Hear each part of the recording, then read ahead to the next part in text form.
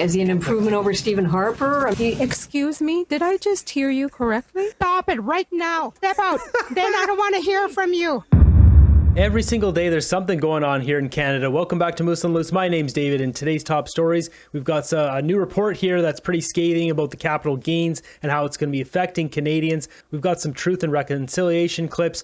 They actually humiliate and absolutely destroy the CBC. We've got Justin Trudeau getting humiliated in multiple occasions. We've got one of Justin Trudeau's ministers speaking at the UN to a nearly empty crowd, once again like Justin Trudeau, and talking about freedom. This is coming from the Liberals who are suppressing freedom in Canada. So let's jump into this. First off, let's start here. We got Jagmeet Singh's NDP possesses less than $300,000 in cash on hand while being nearly $7 million in debt. The party reportedly blew most of their money promoting Singh in the lead up to the 2021 election, which they had gained a single seat. So the NDP are out of money. They're basically screwed. Singh and the NDP don't think about monetary policy, and these people want to run the country. Next up, we've got David Eby. He's really been campaigning a lot recently. We've got an election coming up here in a month time in BC here, and David Eby is an absolute joke. He's a loser. He's the guy who's brought in the safe supply, which is absolutely destroying British Columbia. And now he's offered this. This is just $1,000 like tax write-off. It's absolutely ridiculous. This tax cut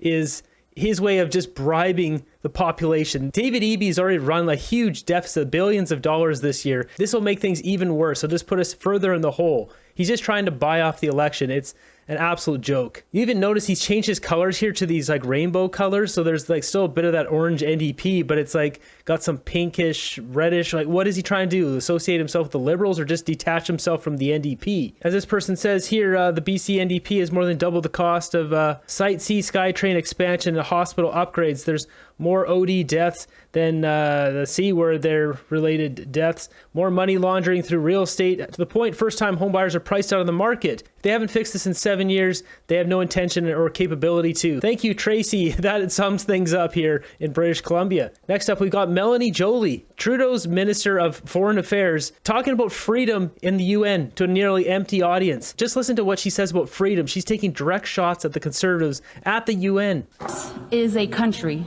based on the rights and freedoms that are enshrined in our constitutional charter. A core reason Canada is a prosperous society is that beyond offering the freedom to pursue a better life for you and your family, it is also a way for us to provide freedom from the barriers that prevent you from enjoying a better life. Freedom from fear, violence, intimidation, and discrimination. Are we talking about what's going on in the streets of Montreal, Toronto, and Ottawa? Is that what we're... Oh, we're not talking about that? Oh, okay. Freedoms that foster a sense of inclusivity and belonging. Freedom that protects the vulnerable and builds stronger communities. Far too often, though, some of the loudest voices claiming to speak for freedom are the ones trying to redefine that word for their own purposes. They claim freedom as an excuse to do as they wish without any regard for the freedoms of others. This is certainly not how we should define freedom. Look at these people aren't buying it. They're not inspired. They're all falling asleep. And these people are the ones sitting at the Canada table, let alone the rest of these guys. They hide behind the word to tell us everything is broken, to spread disinformation and parrot the lines fed to them by those who wish to interfere in our elections and undermine our democracy. They weaponize the term freedom to further marginalize those in the most vulnerable situations, to justify spreading hate, and even deny people their right to make choices about their own bodies, including limits on reproductive rights. At the end of the day, through all of the noise, what they really mean to say is freedom for some, not freedom for all. Often, the people who claim to speak for freedom are the same people who want the government to decide who people can love, who they are, or even what they can wear.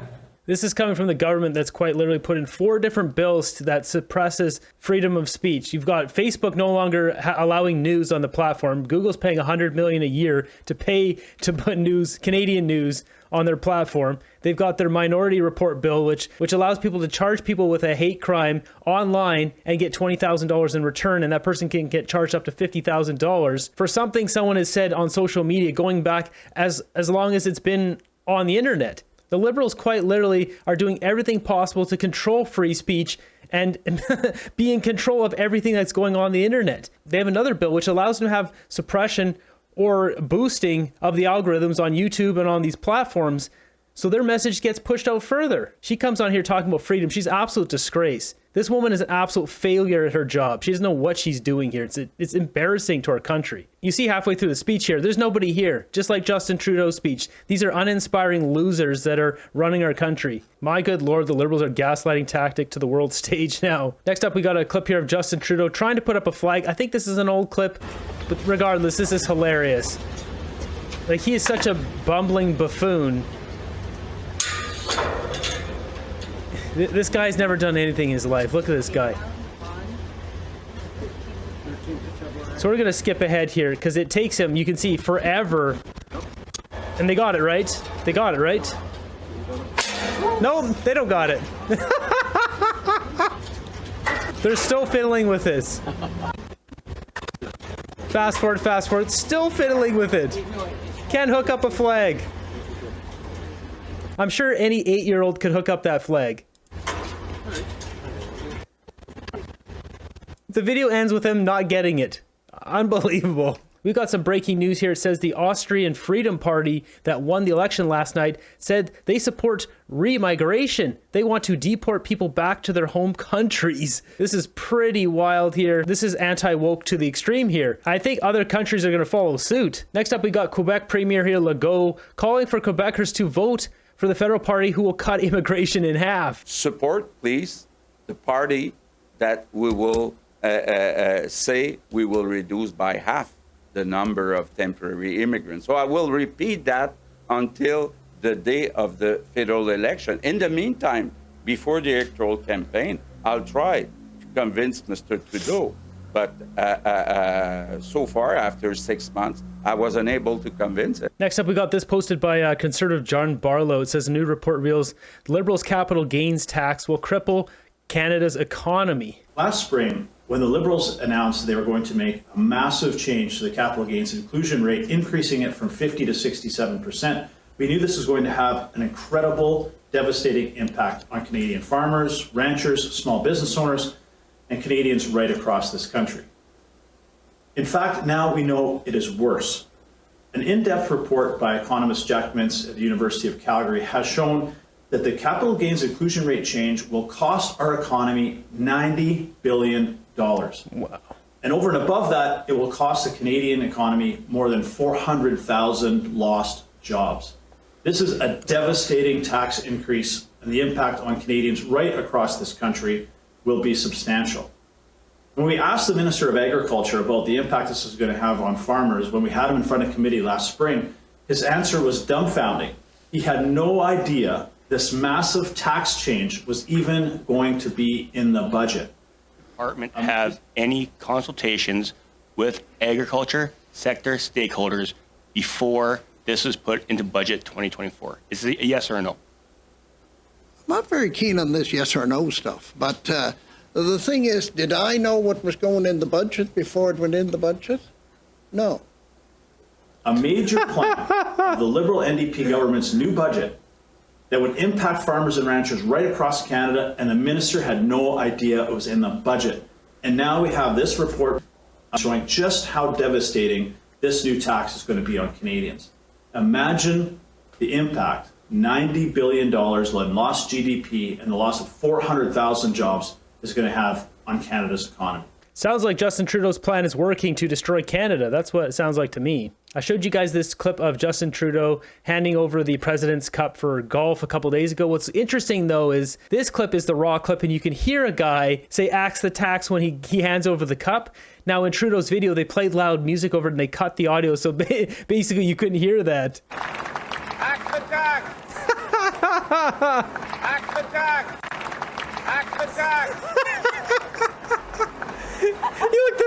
starts laughing. Why on earth is the PM of our country handing out a trophy at a golf tournament? Obviously, this event took place in his backyard in Montreal. You never see a president of the United States at a Ryder Cup handing out a trophy, nor would you see the PM of UK or Queen or King of England do this. Is probably first for this event. Crazy, not in a good way. Next up, we got this one posted by Cat Canada. It says, these First Nation ladies used Liberals' own woke buzzwords against a CBC reporter. They told her to get out when she tried to prop up Trudeau. Most Canadians think that Justin Trudeau is making an effort. I gather you don't feel what he's doing is worthwhile. Well, have you seen how much teenagers are going missing? How can he be blamed for that? I mean, you don't think that anything he's doing is helping the situation? Is he an improvement over Stephen Harper? I mean, what talk about his record? Is it? Excuse me, did I just hear you correctly? How can he be blamed for that? No. Excuse me. Excuse me. Don't speak to us that way. Stop right now. You do not speak to us that way. Get him. We are Get him. human beings. And the way that you're speaking to us It's not acceptable. you are not. No, stop it. Stop it right now. We don't want you here. Can you please leave? Step out. Step out. Then I don't want to hear from you. You have no right. You don't speak to us like that. Very simple question. Can I have an answer? And this is the problem, the way you communicate. I'm not You're in- insinuating anything. No. I'm looking for information. I'm not going to argue with you. I'm not gonna arguing stop. No, stop. Stop. You need to stop. I'm only You need to stop. Stop. You want to shut us down. And you think you're privileged to disrespect us the moment we tell you, because of your colonial mindset and your colonial way of being, your white privilege, your white fragility, you can't take our truth. Look how many people came to bat for you, white lady. CBC just getting ripped 6 ways from Sunday here. The fact that the CBC news reporter mentions Harper indicates the narrative was written before the reporter even got there. The natives had me on their side until they said white privilege. Sounds like the whole thing went sideways on both sides. To hell with the CBC. What other side do you find yourself on with all that? It's great to see the CBC getting absolutely destroyed. With Truth and Reconciliation Day, we've got a couple clips here. This is a throwback to the very first Truth and Reconciliation Day. I can't play the audio, so I'll just play the video while it's in the background here. Remember when Justin Trudeau, instead of actually showing up for the Truth and Reconciliation Day, he decided to go surfing instead? Oh, and here he is with Sophie, walking arm in arm. Sorry, Trudeau. Trudeau running away from the cameras. He thought he could get away with it. He didn't. Oh, but he spent some time on the phone that day. Remember that? Justin Trudeau is such an embarrassment to our country. And speaking of the embarrassment himself, here's Justin Trudeau. Looks like he just rolled out of bed to do this Truth and Reconciliation little speech here. Hi, Lisa Johnson from the Canadian Press. The NDP put forward a private member's bill last week aiming to criminalize residential school denialism. This likely won't go anywhere unless the government takes it on. Will your Liberal government support this bill? We will look very carefully at this bill. Obviously, anytime people are putting limits on free speech, a free and democratic society needs to take careful steps. We were the government. Careful steps as in you're... These are the guys suppressing free speech, and he's talking about careful steps. He's not going to take that bill on. He doesn't care. It doesn't benefit him. That criminalized Holocaust denial over the past number of years. So we're certainly going to make sure that Canada continues to move forward on reconciliation. Part of that is recognizing what happened with residential schools. Recognizing, maybe even saluting a certain Yahtzee type of person in Parliament. How about that? This guy is just an embarrassment. He just needs to just button it up and stop speaking. Quite frankly, what we're seeing over the past years is more and more Canadians becoming aware of Canada's history, of understanding the work that we all have to do around reconciliation. We see school kids wearing orange. We see... He just goes into a big long ramble here, says reconciliation a whole bunch of times, and puts everyone to bed with this word salad. So I'll spare you guys, but let's take a look at the comments. There's never been a bigger anti-Semite than Papineau Putz invited the SS Waffen. Yeah, exactly what I just said to Parliament. Maybe he'll acknowledge his own father's role in residential schools. Nah, that'll never happen. He can't say anything about the Jewish Canadians with the daily Iran-backed anti-Jewish hate marches. Exactly. What's going on in the streets? Next up, we got this posted by Table Salt. It says 11 years until housing is affordable in Canada again. That's the prediction coming from Oxford Economics Director. 11 years, folks. Today, I'll be discussing why we believe it will take another decade to build enough homes to restore affordability for housing across Canada. To balance the housing market, we estimate that 4.2 million new dwellings will need to be built between now and 2035. This includes 2.9 million dwellings to satisfy growth in households, 700,000 new dwellings to make up for past shortfalls and ensure a normal vacancy rate, and around 600,000 new dwellings to remedy suppressed household formation due to unaffordability. When I first started this channel, I was talking about this stuff a lot, and my number of predictions was like 5 million at least. So I think 4.2 is too low. We need at least 5 million just to get things back on track, as well as reducing the immigration to almost nothing. Housing starts will have to average around 300,000 units annually through 2035. And while this is historically high, it's well within the nation's home building capacity. While it will take a long time to construct these new dwellings, we expect stronger growth in housing supply than in housing demand in the coming decade will mean house prices will rise more slowly than incomes. So housing affordability should improve progressively with home ownership back within the reach of the typical household by 2035. Our analysis also finds that CMHC's aspirational target to build 3.5 million new houses by 2030 on top of those required for household formation is not feasible and significantly overstates the actual number of new dwellings required to restore affordability. The whole housing situation is an absolute mess. If they stop the rampant immigration, 600,000 homes behind in the Liberals' plan to build more homes. In this generation, Liberals have welcomed 500,000 more immigrants. What could go wrong? Time to open up land, create ultra-affordable building lots, and rapidly install manufactured homes. Aim for a few million a year, and this whole issue is solved in no time. This is what I was saying, like if they did, came up with some new technology to build tiny homes and then have a new technology to build concrete pads that are all exactly the same size and do it quickly, you can get people into homes, really small homes, and then organize them so they can be used as student housing or retirement homes for seniors who really want to downsize later on. There's a way to do that where we're not forcing all Canadians to live in tiny boxes, but it does solve the problem in the meantime. Next up, we got a clip here from Global News. Mercedes Stevenson absolutely grills Karina Gould. She does not let her slide at all. This is actually, I'm shocked. She asked a lot about all the drama that goes on in the House of Commons. And just listen to Karina Gould's response here. It has been quite a week to watch. There's just so much acrimony right now and name calling and nastiness on all sides and every major party being asked to apologize or retract statements. I have to ask you, why do you think things have gotten so bad? Well, I mean, honestly, since Mr. Poilievre became leader of the Conservatives, we've seen a real change in the tone in the House of Commons. And I think it has kind of put everyone's backs up, to be honest. There's one party in particular that is being really egregious in the comments that they're putting forward. And that's not something that, we're necessarily used to. I mean, I would say that the House of Commons... Oh, please, you're the worst lying snakes. You guys are the most venomous vipers in the pit.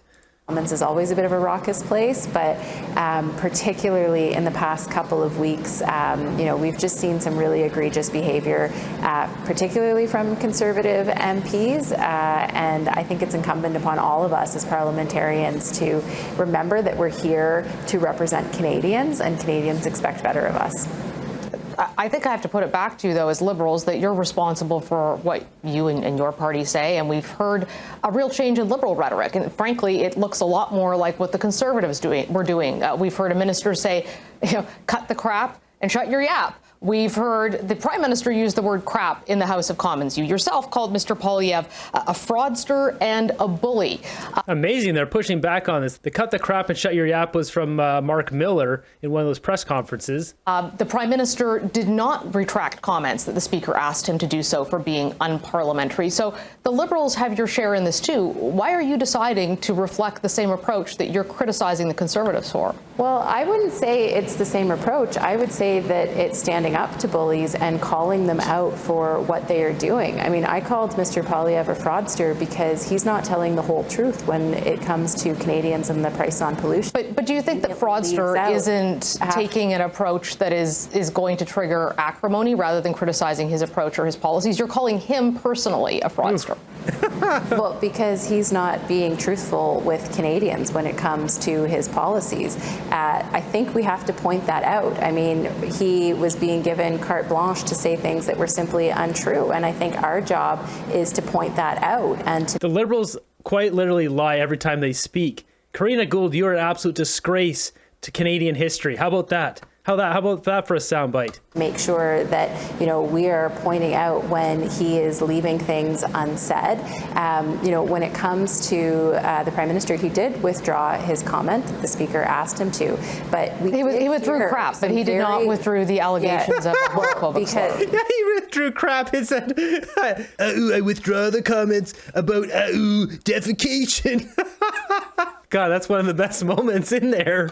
Because those were comments that were made in the House of Commons, and it is completely inappropriate for Conservative members of Parliament to say what they said in that But they deny that it was homophobic. Well, I think we have to say that. Yeah, they denied it, but the fact of the matter is they said it, and it was totally irresponsible and inappropriate. And the fact that he denied it, that's, up to Mr. Jennis. But the fact of the matter is the way that he said it, the way that it sounded, and the moment in which he said it, he was clearly implying something. And that is so inappropriate, and Canadians should not tolerate that kind of language from their parliamentarians. No, Canadians are not going to tolerate this absolute garbage, lying bull crap that comes from the Liberals every single day. And to be clear, we're talking about the comments there around sharing a bathtub and top bunk, bottom bunk. The Conservatives say they weren't thinking about sexualized comments. The Liberals say they were. This is, as always, people listen and have to make decisions for themselves. But what do you think voters think when they see this kind of squabbling among their elected politicians who are supposed to be leading them? Well, I think they want to see politicians lead, and they want to see us focused on the issues that are important and are at hand. And that's certainly what we're doing as the governing party. I mean, we're putting forward important legislation, we're putting forward important programs and policies for Canadians. And what we see in the chamber that's behind me is that there's only one political party, the Conservative Party of Canada, that wants to obstruct that work, whereas that wants to do what's best for Canadians and not rob us blind, sending all our money to all sorts of countries around the world. Do we need to remind Canadians? I've got a list here on my second screen. We've got $135 million the Liberals sent to modernize agriculture in Ghana. We've got strengthen midwifery services in South Sudan, $50 million. We've got $75 million to promote education for prosperity in Jordan. We've got foreign aid to Afghanistan since 2017 at $1.2 billion. Change gender norms and practices in Kenya, $50 million. I could go on and on. These Liberals are wasting our money, sending it to other countries when we got people struggling at home. They do not care about us one single bit. As the Liberals, the NDP, and the Bloc, we're here to work for Canadians. Jumping over to my group, let's check out some memes. And big congratulations to Northern Perspective. They hit 100,000 subscribers. It's well-deserved. Congratulations, guys. So first off, Trudeau tumbler set pack of 12 was $39.99, now $9.99. I feel for that. There's that company, Trudeau. I'm assuming it's not associated with Justin Trudeau, but it's time to rename that company. We got this posted by the National Post. This party is so broke they'd struggle just to cover travel expenses of the leader. Bread goes in, toast comes out, but where does the bread go? We got Moose and Squirrel Street here. That is nothing more Canadian than that. The truth will set you free, except on Facebook, where it'll get you 30-day ban. Yeah. New data reveals the extent of Canada's homelessness crisis. We've got California population 39 million, homeless people 180,000. Ontario population 14 million, 234,000 homeless people. This is disgraceful. It's Justin Trudeau, Trudeau Towns, all thanks to him. Promise everything, deliver nothing, blame someone else, Liberal.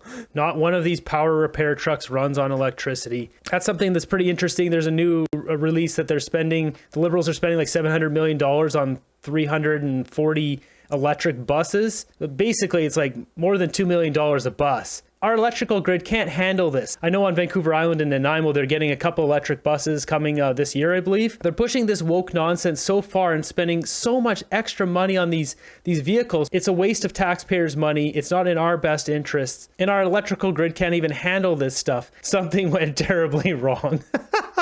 There you have it. Justin Trudeau and Melanie Joly both talking about freedom of speech. One of the main things they're looking to suppress the most in our country. Ironically, we got Global News actually pushing back against the Liberals in a turn of events here. You got to wonder, though, in Canada, how long can we actually hold on before Justin Trudeau is able to get a full stranglehold on freedom of speech where we can't freely speak our minds anymore?